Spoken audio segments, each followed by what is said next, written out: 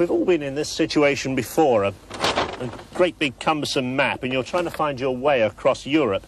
And of course, it's all very difficult, especially when you start moving. You've then got road junctions and people and other cars to contend with, and you've still got to try and find your way.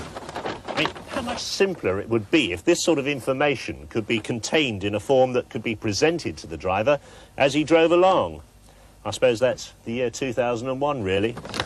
In fact, it's not. Philips reckon they're there already. Let's see how this system works.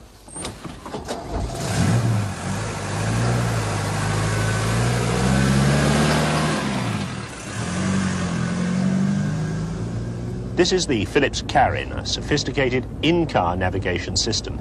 In simple terms, you just tell it exactly where you are and where you want to go, and the computer works out the shortest, most efficient route to get you to your destination.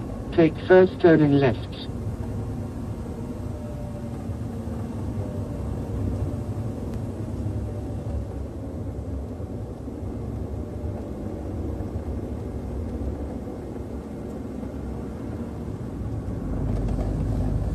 At the heart of Carin is this, the compact disc.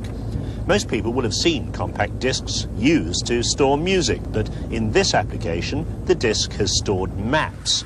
You could put all the motorways, roads, towns and village streets of the whole of Britain on just one of these discs. The system incorporates an electronic compass, and through the ordinary speedometer of the car, it works out just where it is by dead reckoning. You enter your street name on a simple keyboard, and then you place where you want to go. The name of a hotel, for instance, hundreds of miles away, and leave the rest to Carin. Take first turning right. So what happens if you miss a turning? Well, the computer verbally smacks your wrist, and then sets out to work out a new route as you drive along. You have deviated from the planned route. Take first turning right. The computer doesn't instruct you where to go, it recommends. And if you decide you don't want to go along with it, well, it sorts out the alternatives. But it will tell you, for instance, whether it's best to do a U-turn there and then, or make a long diversion. You have deviated from the planned route. Make a U-turn. Of course, this system is still in the early prototype stages. In a car, for instance, you won't have a TV screen. Philips think that's too much of a distraction. They see the system operating in a car with just the voice, directional advice, and this LCD reminder on the dashboard. Take first turning left. In the future, the system will also take on board and decode the latest road information, traffic jams, diversions, bad weather, and will reroute you accordingly. Take second turning left. The applications of the system are obvious. The emergency services need to get their people to the scene of an incident as quickly as possible. Fleet users could also show big savings in fuel costs and time by having efficient route planning, but private users will be welcome too. Businessmen, reps, journalists, doctors, even rental cars at airports. The list is endless. Take first turning left.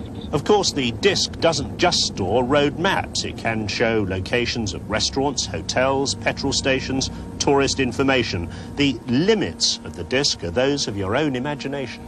We have arrived.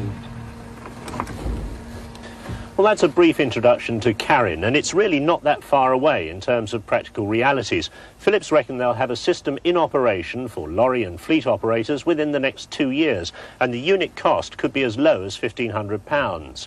For the future, when they start integrating this navigation system into the onboard computers that cars will have for engine management, for anti-lock brakes, then the unit cost will come right down to that of a sophisticated car radio.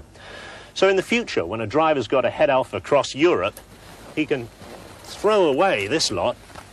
All he'll simply have is a little file of compact discs. Now, let me see, this afternoon we're in Holland and going on down through Germany. And tomorrow we'll be through the rest of Austria and into Italy.